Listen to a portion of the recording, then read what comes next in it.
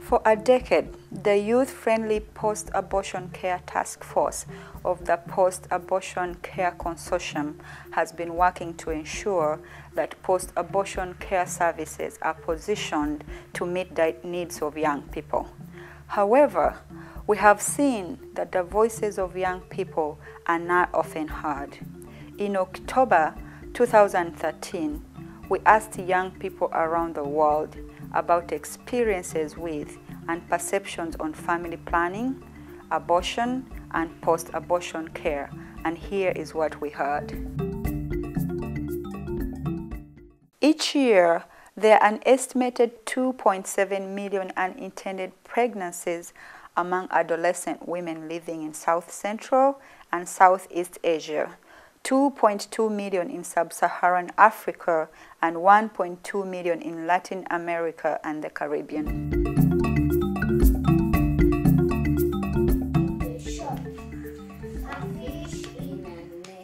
I had no idea that people get pregnant. I didn't know that when you have sex, you can actually get pregnant. But the one thing that I'll never forget is that I came to realize I was pregnant after 3 months. I'm just there. I'm pregnant, I just don't know because nobody has ever told me. Les parents aussi ne veulent pas souvent parler de ça. Ils ne donnent pas des conseils à leurs enfants par rapport à ça. Ils se disent que si j'aborde le sujet sexuel, ma fille ou mon fils peut s'adonner à ces genres de choses-là. के कारणले अब यस्तै हो mince रोकेपछि अब बाबुहरू ठुलो भएपछि आफूलाई अब अरू चाहिएन हैन नचाहेपछि आफूलाई नचाहेपछि यस्तै अब विरोध गर्नुको कारणले सल्लाहहरू लिनु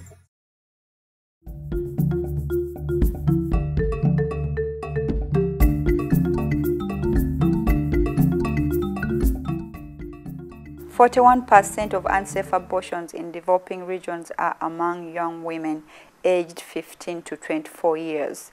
Among the 3.2 million unsafe abortions in young women 15 to 19 years old, almost 50% are in the Africa region.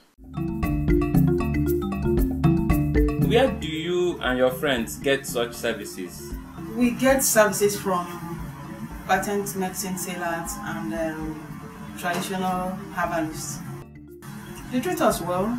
Oh. If you're pregnant, they'll give you concoction to drink and give you a number of days you see your period. If you are pregnant, anyway. Mostly they go to quacks. People hardly ever go to like real health centers or real hospitals. Well, what do you mean by quacks? Like, give an example. Like for instance, a health worker who's not necessarily a doctor, who would just have one back room where he would illegally perform the abortion. We don't go to hospital. The only idea I know of one of my friends going to hospital was the time she had issues because of complications of issues of abortion from the herbalist. That he couldn't do it well. So at the end of the day, she bled so much and got tired and she was rushed to hospital. But it's just unwillingly. It's not as if that she was the one that seek for her to go to hospital. Il y a tout le temps des cas d'avortement clandestins qui après aboutissent à des complications que peut subir la jeune fille. Au ana mimba alikuwa anataka kuabort ameenda akakufa.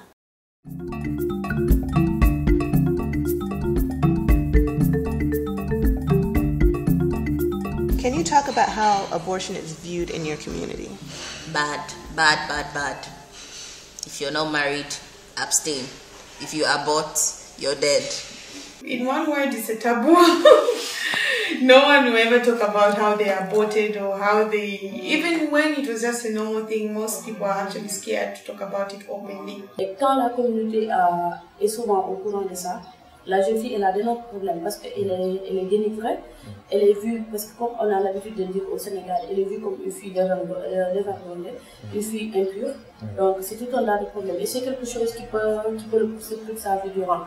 I personally think it is wrong. However, I also feel like if I'm not wearing the shoes, then I don't have a right to tell someone whether it is right or it is wrong, because people make different decisions for different reasons. And if I am not the one wearing the shoes at that particular time, carrying the baby, then it's not in my place to say whether, you know, it should be accepted or it shouldn't be. So it kind of varies. Au Sénégal, l'avortement n'est pas autorisé. Donc pour avoir accès à ces gens de soins, il faut énormément de prudence. Donc pour le fait, il faut vraiment se cacher.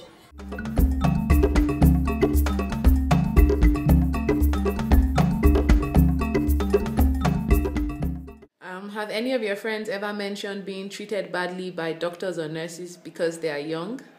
On several occasions, actually. Okay, so can you give me an example? I think mostly it has to do with those seeking to have contraceptives, especially the condoms, because people are viewed to be too young, and our society hasn't just embraced that as part of our culture, so it becomes a problem. And so what do the doctors and nurses do to them? Usually they just send them away. Because of the stigma and the judgmental approach, we don't like going to the hospital. Times I have went, not once, not twice, not 3 times, my experience wasn't pleasant. The first time I went as a mystery client. You know, I went to actually test the quality. It wasn't like I needed the service, but I just went to test the quality of their services, and my experience was, you know, wasn't pleasurable at all. The girl went to the hospital, but she was asked to go and get her parents, and because it's not easy to like go back to tell your parents of what happens to you, she had to run away. So she couldn't go to the parents. Okay. So what happened to her later, considering the fact that I think she lost her life in the process. Oh, wow.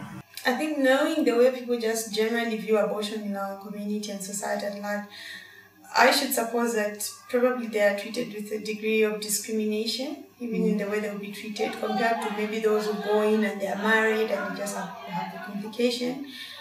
I think it will be different from the way they'll treat those people to a 12-year-old who goes in with post-abortion complications. Because after time, people do not even expect that you're going to be pregnant at that age. So it becomes a problem for even the doctors to treat you, because they have all these misconceptions, even for them and the people working with you, that's the nurses and all the other healthcare staff. When you go to the hospital, ukuenda katika government, ulienda private, the first thing utaulizwa, ulikuwa aborted, ulipatiwa, barua ya kwa abort kutoka kwa daktari alikuandikia government iko wapi? Hiyo ndio kitu ya kwanza. Ya pili, nani alikupatia advice paka ukatoa hiyo nini mimba? Na ilikuwaje, mbona haukusafishwa kizazi? So hiyo ni kesi, hiyo ni kama ni kesi. So government waweza kukubali kukutreat, lazima paka hatua ichukuliwe ndo ukuje kupata treatment. Yeah, that is the effect. Kama uko mgonjwa ile, yani hauwezi rudi nyumbani mpaka ile unaenda umeshikiliwa, watakutreat, but ukishaanza kupona ama kupata nafuu, lazima watakuuliza maswali. Kwa nini ulifanya hivyo? Ilikuwa ni dharura, ilikuwa ni lazima ufanye hiyo kwa haraka, nini na nini? Hivyo watakuuliza maswali. Some of them will tell you that you refuse to close your legs. Some of them will tell you because you're wearing mini clothes, because you're wearing short things, you expose your body for men to see. They are not really giving good attention.